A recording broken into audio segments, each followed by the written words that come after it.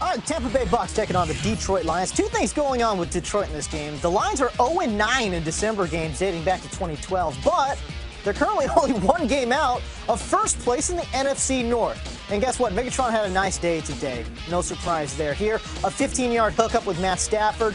And then how about 3 plays later on second and goal? A nice little floater, and it's brought down for a 6-yard touchdown by Calvin Johnson. And Lions go up 7-0. I mean, making a catch, coming right at you there at home.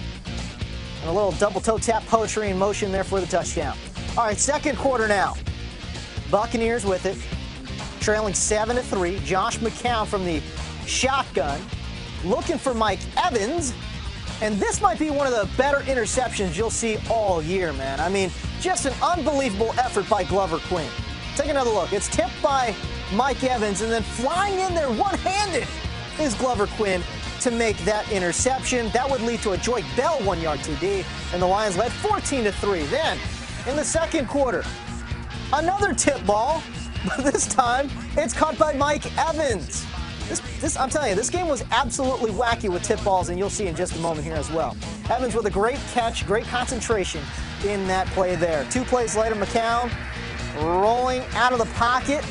Then he's going to fire deep, and it's caught by Vincent Jackson for a 50-yard hookup. There's a flag on the play as well. It'd be a roughing the passer penalty on Ndamukong Suh. I mean, take a look. Whew.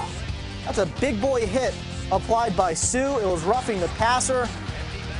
And Suh afterwards apologized to McCown for the illegal hit. Then it would lead to this. James Ahedebo with the interception, but he loses the ball. Luke Stalker punched it out of there, and then it's recovered by O'Neal Cousins, so it remains Buccaneers football. This game was crazy, man. So the Buccaneers with it again, 4 plays later. Mike Evans, touchdown, 5 yards out. The Buccaneers trail now 17-10. His lead, 17-10 still. Stafford with it on play action. He's going to look for his main guy, Calvin Johnson. A 53-yard gain there, and the drive would end with a 23-yard Matt Prater field goal. The Lions led 20-10. Quarter now. Ensuing Buccaneers possession. Josh McCown, all kinds of time throwing and finding Mike Evans for his second touchdown of the game. That's a 26-yard variety. Take another look. Evans, at the highest point, is able to kind of keep control of it, uses his arms, uses every limb possible to take control of that football, and the touchdown would stand. The Buccaneers trail 27-17. All right, then, later in the fourth, you saw it there. I'm telling you, this game was wacky, man. Stafford's pass was tipped at the line, but then caught out of the air by Joyke Bell, who alertly runs it in for a 5-yard touchdown. All right. Joyke Bell, the running back, the ball is tipped, and it's caught by Bell. He scores! What about that?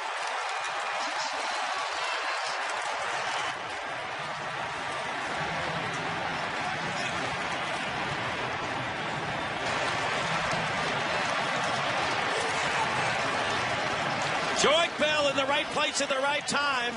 The tip was in the air. He picked it off. He went in for the touchdown, his second of the game. One is a receiver, one is a runner. And Matthew Stafford, the beat goes on, 311 passing yards. And the Lions now lead it 33-17. And Matt Prater trying to add the 34th point. And that's exactly what the Lions scored against the Bears on Thanksgiving Day. There's a penalty marker down. Holding. Number 92 of the offense. The 10-yard penalty. Retry the down. They're going to retry the kick. Most points that the Lions have scored this year was in their opening game against the Giants, when they won 35-14. Johnson already with a touchdown pass. Ross in motion toward the line. Play action for Stafford. He's gone deep. Calvin Johnson is there. Seems like he's there all day. Golson and McDougal were there. And the best matchup they have on the field is Calvin Johnson versus either safety. Bay Buccaneers.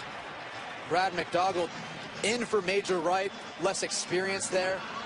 And the Detroit Lions smell blood. They're coming after it. 53 yards.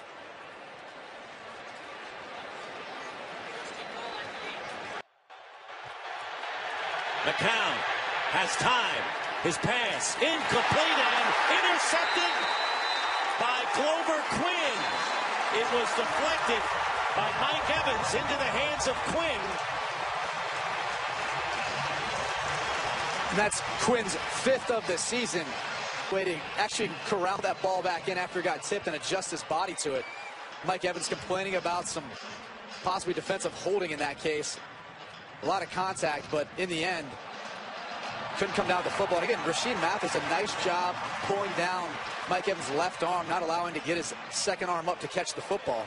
Good alert play and good movement, acrobatic with the one hand. And coming into this game, only 3 teams, Detroit Lions, and they are golden shape here at the 34 of Tampa Bay. Joique Bell trying to get unleashed, but not this time, as all over him there was Levante David and Ori Lemon. I mean, look at this play by Glover Quinn. He used his left arm to tip it back to himself and still keep his body in bounds, not allowing either leg to touch out of bounds. And how well this Detroit Lions defense has played, and that's where I think the difference is for them playing this month of December and January. Empty backfield, and McCown fires to the end zone, tipped and intercepted. Picked off by James Ihedebo. And a loose ball. Not sure whether Ihedebo was down or not, but there might be yet another turnover on a fumble. So another deflected interception. And Sue has to be pushed away by the back judge. This moments after the penalty. And there's nothing good going on at the bottom of that pile. This is how guys make a living, so they'll do whatever they can to get that football on the bottom of that pile. Just unspeakable things. How about the Buccaneers with a 1st and goal, needing a score? Well, I'll tell you what, I don't like the play call and the decision and all of that. It just doesn't make any sense to me. You've got, at that before the play, 1:49 left on the clock. You know how potent Detroit's offense can be. Tampa Bay has it. That's the call, but we'll... To me, you have too much time left. You have a sufficient enough of timeouts. There's no need to throw the football right now. This, to me, again, is a rookie mistake by the offensive coordinator, Marcus Arroyo. Run the football. Take some time off the clock. You don't need to put your quarterback in that sort of position. Now, again, wasn't a great throw or great decision, but in the end, there's no reason to be in that position. Vincent Jackson was the intended receiver. Luke Stocker forced the fumble. So McCown gets time for a change, and this pass to Evans, and it is ruled a touchdown. Now, they're going to see whether he was bobbling it, whether he had control. They'll review it, of course. But with time, McCown clicked if he held on and had the feet in.